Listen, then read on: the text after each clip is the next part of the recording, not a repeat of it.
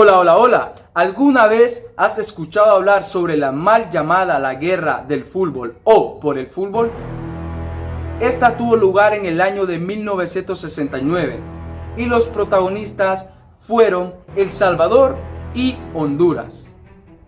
Pero ¿por qué esta guerra es llamada la guerra del fútbol o por el fútbol? Pues este mismo año se da un partido, cuyo partido era para clasificarse al mundial que se llevó a cabo en México en 1970.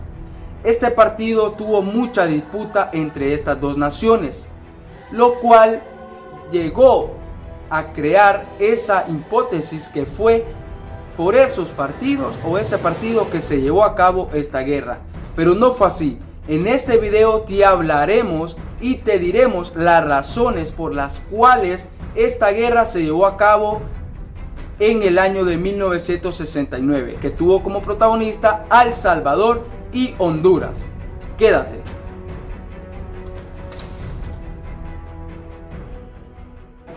Recordemos la llegada de las compañías bananeras a Honduras en 1912, quienes tomaron gran parte de las tierras y a los campesinos prácticamente no les dejaron nada. En el caso de El Salvador, los campesinos trabajaban para un dueño o señor de la tierra a cambio de una pequeña parcela donde poder vivir y cultivar para consumo familiar. Podemos decir que ambos países tenían una situación similar en cuanto a las tierras y quienes las poseían. La gran diferencia era la superpoblación de El Salvador. Mientras en Honduras habían 21 habitantes por kilómetro cuadrado, El Salvador tenía 142 habitantes por kilómetro cuadrado. Es así que los campesinos y artesanos empezaron a emigrar a su país vecino y para 1969 se estima que habían 300,000 salvadoreños en tierras hondureñas.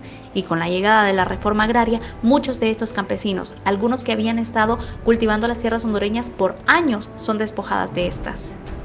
Desde 1869, Honduras y El Salvador habían intentado negociar la frontera, pero la demarcación nunca se completó.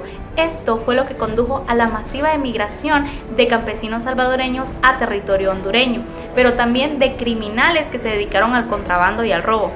Esto y algunos disturbios que se ocasionaban cuando militares hondureños y salvadoreños se encontraban, empezó a generar un fuerte sentimiento antisalvadoreño en los hondureños. En 1960 se había firmado en Managua el Tratado General de Integración Económica Centroamericana y con ello se había hecho andar el Mercado Común Centroamericano, conformado por los 5 países centroamericanos. Al principio pareció un éxito, sin embargo pronto se notó que los más favorecidos eran Guatemala y El Salvador. El gobierno de Honduras se sintió amenazado por la creciente economía de El Salvador, generando hostilidad entre ambos países y acentuaba la idea generalizada de que los salvadoreños eran la causa de los problemas económicos de Honduras. Consecuencias de la Guerra del 69. El resultado inmediato de la Guerra de las 100 horas fue 80,000 desplazados salvadoreños y 4,000 muertos, entre civiles y militares de ambos bandos. Honduras cerró de forma permanente la frontera y obstruyó así la circulación de los productos salvadoreños, con lo que el mercado común centroamericano prácticamente dejó de funcionar. Las relaciones diplomáticas entre ambos países se normalizaron hasta el año de 1980, cuando finalmente se firmó un Tratado General de Paz.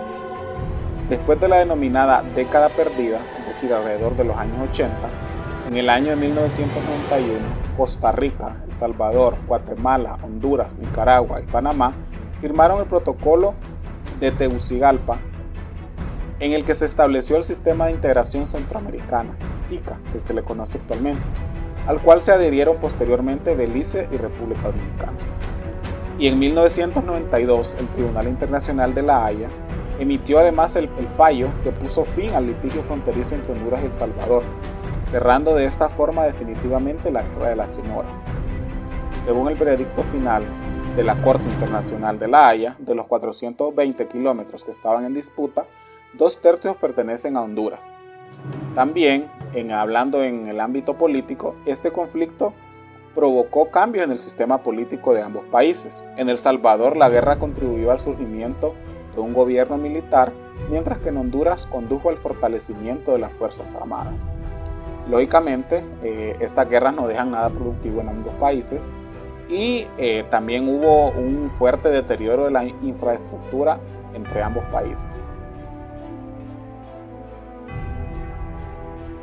La literatura es el medio que nos permite conocer e indagar sobre los contextos vividos en una nación. El primer texto literario se le dedicó por entero a la colección del hondureño Eduardo Bar, publicado en 1971.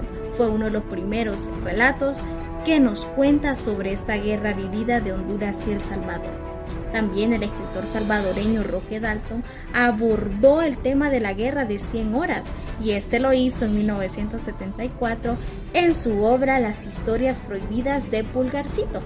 14 años después, en 1988, el hondureño Julio Escoto recreó de nuevo el contexto de la guerra en su obra Bajo el almendro junto al volcán, publicada en el año de 1988. En el 2006, cuando los términos de la guerra Honduras y El Salvador ya eran cosa del pasado, el escritor hondureño Horacio Castellanos Moya publicó su novela Desmonoramiento, donde se encuentra el contexto de la guerra que hubo en Honduras y cómo esta guerra afectó también El Salvador.